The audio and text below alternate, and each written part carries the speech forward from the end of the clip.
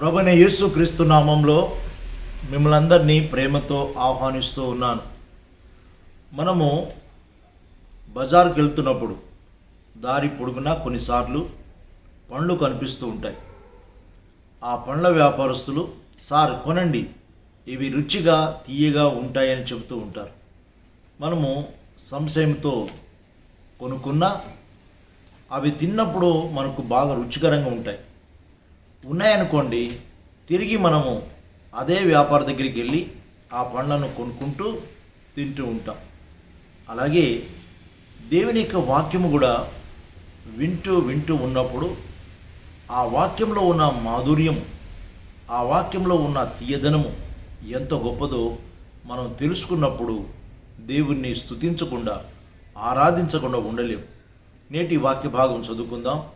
కీర్తన 34:8 వినండి. యెహోవా ఉత్తముడని రుచి చూచి తెలుసుకొనుడి, ఆయనను ఆశ్రయించు నరుడు ధన్యుడు.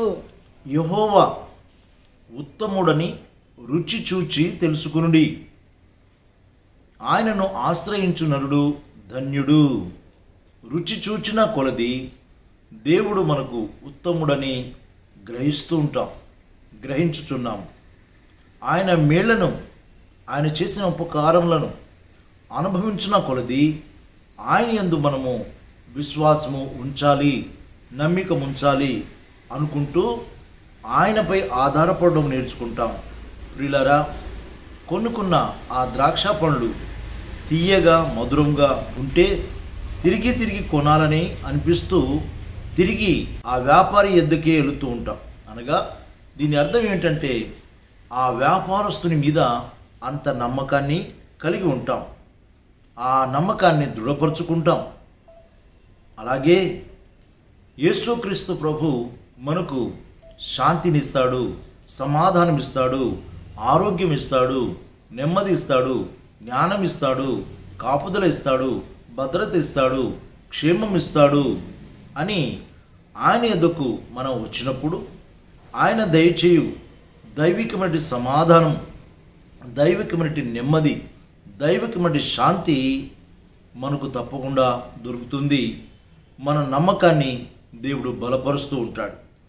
నిరారోపణ చేయు మనస్సాక్షితో వచ్చుచున్నాం మనం. ఆయన మన పాపములను క్షమించి రక్షణానందము దయచేచున్నాడు. ఇలాగూ మనము ఆయనను రుచి చూచిన కొలది మన విశ్వాసము ఎంతగానో స్థిరపరచబడుతుంది. కానా ఊరిలో యేసుక్రీస్తు ప్రభువారు మొట్టమొదటి అద్భుతము చేశాడు.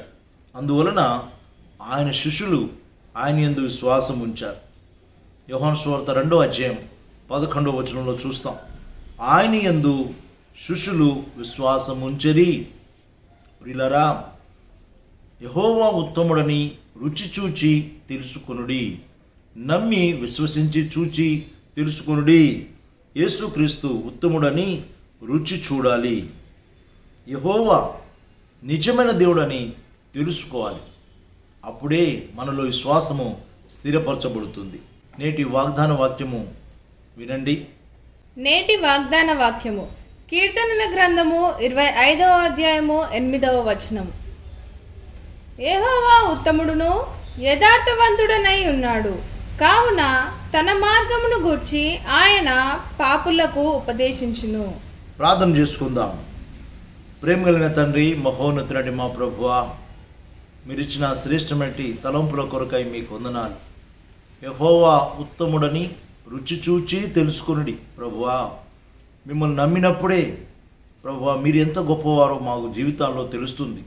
కనుక నిత్యము మీపై ఆధారపడి మిమ్మల్ని హత్తుకొని జీవిస్తున్న బిడ్డల జీవితాల్లో గొప్ప కార్యం చేయండి నాయన. మీ చెంతకు వస్తున్న ప్రతి ఒక్కరిని దీవించుమని యేసు ప్రభు పేరిట ప్రార్థిస్తున్నాం తండ్రి. ఆమేన్.